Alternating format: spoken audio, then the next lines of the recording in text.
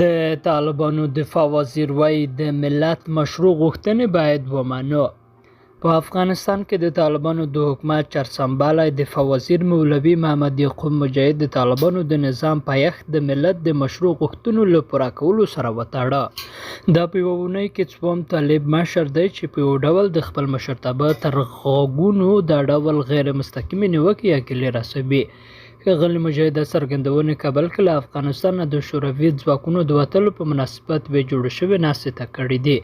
مولوي یعقوب مجاهد وایي هېڅکله باید تکبر، غرور او عجب ونه کړو. په هر وخت کې باید د ملت مشروع غوښتنو ته لبیک ووایو او هڅه وکړو چې د ملت په ځان باندې راټول کړو.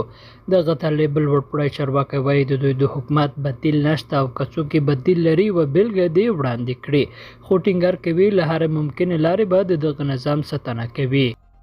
مولوي محمد یعقوب مجاهد زیاتوي هېڅوک باید له ناخوالو د ډکو پخوانیو حالاتو د بیا راتګ په تمه ونه اوسو.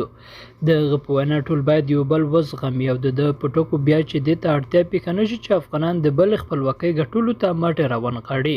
په ناسته کې بل طالب چارواکي او د کانونو او پټرولیم وزارت سرپرست شهاب الدین دلاور هم هغه لاملونه په ګوته کړل چې د ده په وینا له امله یې پخواني نظامونه له منځه تللي.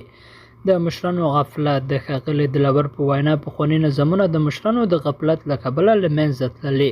په افغانستان کې د طالبانو د حکومت د دفاع او قانون وزارت مشرانو دغه څرګندونې خپل حکومتي مشرانو ته سپارښتنه بلل کېږي.